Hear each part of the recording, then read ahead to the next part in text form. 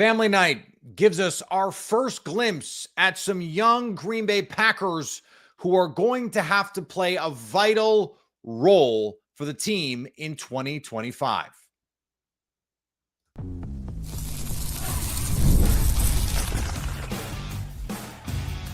You are Locked On Packers, your daily Green Bay Packers podcast.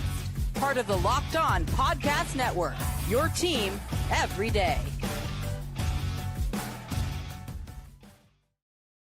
You are Locked On Packers, part of the Locked On Podcast Network, your team every day. I'm Peter Bukowski, and I cover the Packers for The Leap, a newsletter I would love for you to subscribe to. Follow me on Twitter, Peter_Bukowski. Follow the podcast on Twitter, Locked On Packers. Like us on Facebook. Subscribe to the podcast to iTunes, Spotify, wherever you find podcasts, you will find Locked On Packers, the #1 Packers podcast on the internet, and the show for fans who know what happened. They want to know why and how. Thanks to everyone who makes Locked On Packers their first listen every day. We hope you like starting your day with us as much as we like starting our day with you. I'm rushing because we're going to do this quick. It's bonus content. It's the summer. I don't want it to feel like homework, but we got our first glimpse of this Green Bay Packers team in 2025. And I have to tell you, it seems like right now, the defense is ahead of the offense. We saw a number of big defensive plays. The Packers trying to run the ball, not having any opportunities. Jordan Love dropping back to pass. All of a sudden, there's someone in his lap. And this was something we had talked about over the last week or two, that it seemed like every time Jordan Love completed a pass, Lucas Van Ness was creating a pressure. Well, guess what he did in one of the first team sessions on Family Night? He walked Jordan Morgan into Jordan Love's lap. It would have been a sack. There was not any question about it. This was not a hey, it was a pressure, maybe. No. That was a sack. And it was going to be a sack. We've talked a lot about the success Lucas Van Ness is or isn't going to have. These are the moments you want to see him having. Now, we didn't get that many opportunities to see the ones versus the ones. So, and there were a number of inactive players, guys who were probably borderline, like someone like Dontavian Wicks, didn't practice. It's a different thing. So I don't want to take too much away from, hey, this player was out there versus this player or whatever, because there were some players who just were hurt and were not out there in any case. But that was the one that stood out to me. Lucas Van Ness looked active. He looked powerful. He looked strong. We'll get to some of the players who didn't look so good. And that'll come up in a second. But Lucas Van Ness, absolutely on that list. I want to mention Carrington Valentine because he got an interception in a move the ball period with Jordan Love, Matthew Golden. They got tangled up. I don't know if it was pass interference. I don't know if they would have thrown the flag in a game or not. Maybe they would. Maybe they wouldn't have. But Carrington Valentine, for whatever this is worth, leads the Packers defense in interceptions in practice. He has been getting his hands into position to make plays.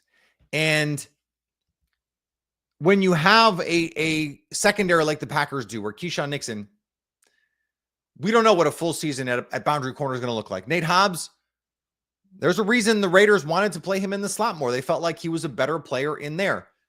The Packers could really use the stability on the outside and the playmaking. Forget the stability. They don't need the stability if Hobbs and Nixon are going to be the guys. What they need is, if Hobbs misses a game, which he's done in his career a couple times, if Keyshawn Nixon has to miss a game here and there, that he comes in and creates splash plays for the Packers. It's not just, can you avoid negative plays for your team? Can you create negative plays for your opponent? Carrington Valentine has shown the propensity to be able to do that. Speaking of Omar Brown, who is a player I am sure you have never heard of, who the Packers got off, I believe, the Denver Broncos practice squad last year, had 3 interceptions on the night. 3 interceptions. And has, according to reports, had some really good practices here. Is he someone who's going to push for a starting job? No. But after McKinney, Bullard, and Williams at the safety spot, there are some opportunities. Zane Anderson, Jonathan Baldwin, but I think we have to put Omar Brown squarely in that mix at this point.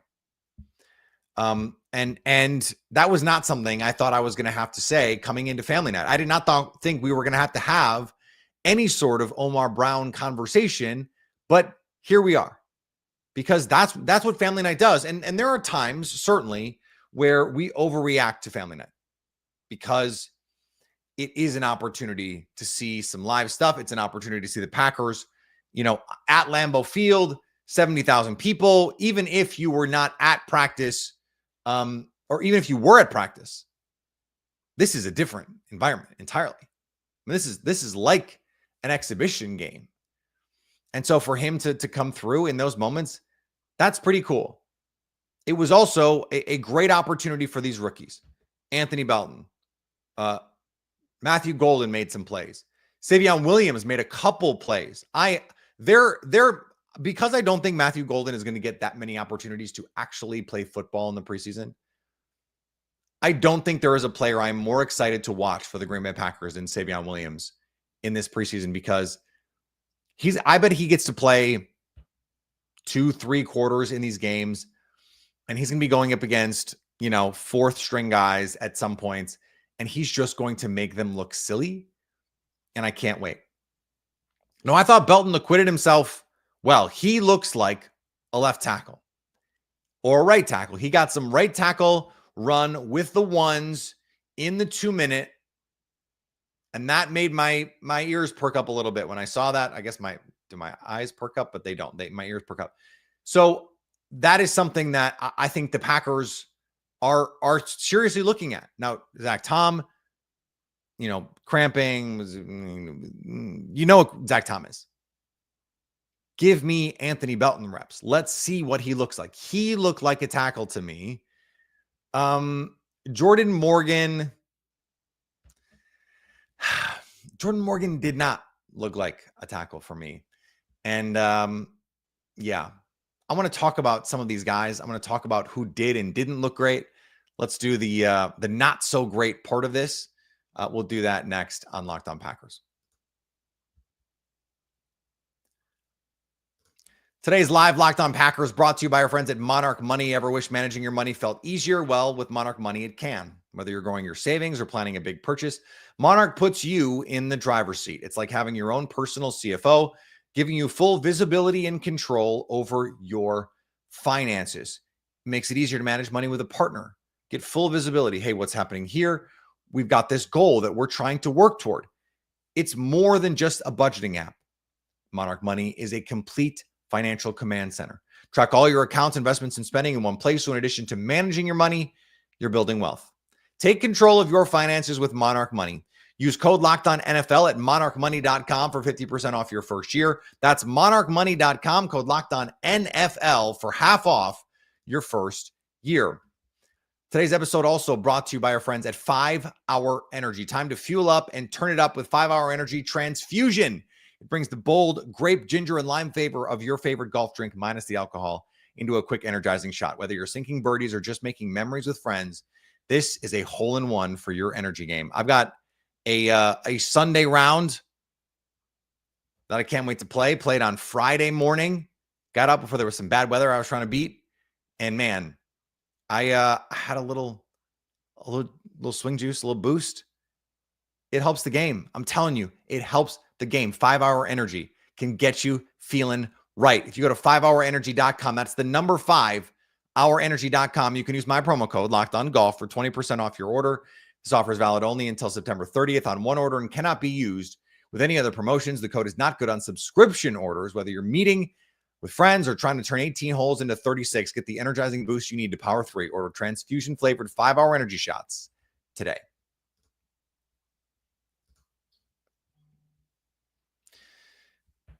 The big name that jumps out to me when it comes to the players that did not impress, and in fact, maybe did the opposite on Saturday night, Jordan Morgan, and I wrote about this for The Leap the other day. They are giving him the opportunity to compete at left tackle. Rasheed Walker dealing with an injury. And what I said was, I believe that they are letting him prove he can't play. Letting him prove he can't play left tackle. Let's let you go out there and show us you can't play left tackle, and then we'll let you compete in earnest with Sean Ryan, which ultimately is what I think will happen here. It wasn't just the rep against Lucas Van Ness where he got bullied into the backfield. And I mean, just walked back into Jordan Love. The very next rep, Kingsley Enagbare does the same thing.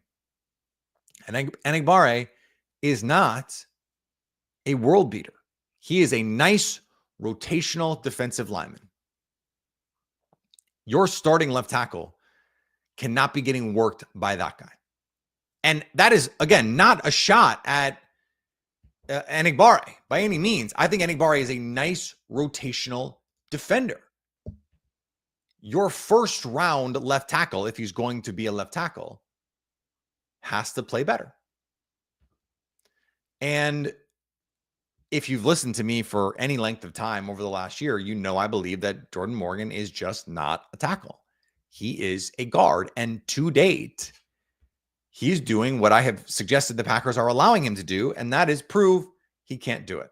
So forget the positional value piece of the first round pick part. Forget that. Forget who they could have picked. Although I don't know that there are a lot of other options where you're just going, oh, yeah, that guy's definitely better than Jordan Morgan right now. Let's let the dust settle. But he's a guard.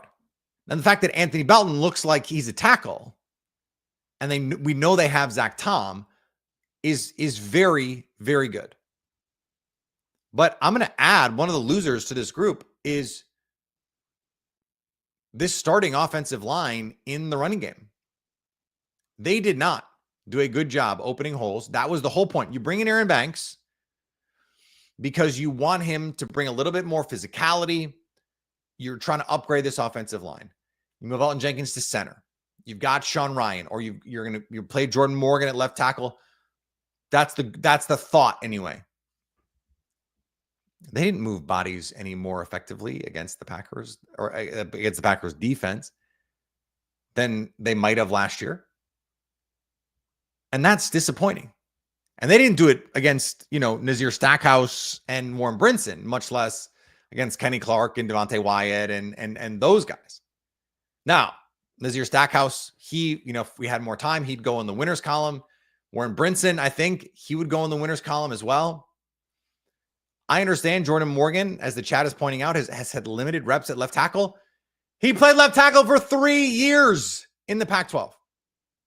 He does not need the reps. He knows how to play left tackle. The flaws that I saw on tape at the University of Arizona are there on the field. And this wasn't even some of the issues that I thought he had with lateral movement. There were some times where he was slow to get his hands on. This was something I wrote about. When he's slow to get his hands on a defender, he can be bullied back. That lower body strength, even though he's got a thick lower body, you'd like to see him anchor, stand in there, reset, and win. We didn't. Now, this is one practice. And so I don't want to overreact to one practice. But it is, for me at least, a confirmation bias. It's confirming priors. I look at it and I go, man, Jordan Morgan, like, that's just not going to work, bro. It's just not going to work. It can't be the way that this looks. And this is why you need Aaron Banks healthy. And frankly, it's why you drafted Anthony Belton. And so if we really want to have some fun here, the competition is not Jordan Morgan and Rasheed Walker at left tackle. It's Anthony Belton and Rasheed Walker at left tackle. And maybe we get there. Anthony Belton getting some run, again, at right tackle with the ones. But that's the competition I want to see. And I understand the Pac-12 is not the NFL when it comes to Jordan Morgan, but he knows how to play the position. He knows the feet. He knows the hand placement. Like, he understands how to kick slide as a left tackle. It's not Sean Ryan moving from left tackle to right guard where, okay, different footwork, different hand, different placement, different timing, different everything. It's not that. And so, I think it's good news for the Packers that is the one low light here, at least for me. Am I going to go back and watch it? I guess we'll see. But that is the thing that sticks out to me. I wanted to see more from this offensive line. I really did. And it's just a bummer that we didn't get to see, guys like Tucker Kraft and, Josh Jacobs. It looks like he's just going to have to do this again where he will have to be Superman. Luckily for the Packers, Josh Jacobs is just kind of Superman. So, Luke Musgrave did some nice things. I want to shout him out before we finish up here. There are a couple other players. Edrin Cooper we don't need to see Edrin Cooper, but Edrin Cooper is awesome. He had a great play, sniping into the backfield for a TFL on Matthew Golden. I think this defense is going to be really good. And the fact that they looked this good against the Packers offense, I think is also proof of that or evidence of that. We'll find out more with the joint practices. We'll find out. And I think the joint practices will tell us more than the preseason games because we're just not going to see the real players in the preseason games. We will see the real players at the preseason games, at the joint practices. That's the point. So keep an eye out for that. We'll be with you every step of the way. We're not going to go live after joint practices, but we will go live after the preseason games. At least that's the plan for the moment. Thanks for coming, hanging out. Hundreds of you, 400 people are hanging out right now after a practice. We're talking about practice, not a game. We're talking about practice. I do this bit every year because it just blows my mind that you guys do this. All right. It's quick. It's dirty. This is our family night reaction show. Thanks for hanging out. We'll be back Monday. All new show, The Leap. I got content coming. We're ramping up here. A lot of fun as we get ready. This is the unofficial start to the season. Of course, preseason has to come first, but this is the unofficial start to the season. So follow me on the social medias, follow the podcast on the social medias, subscribe to the podcast wherever you get podcasts. Go listen to us on our YouTube page. You could be watching right now on our YouTube page so you can stay locked on Packers.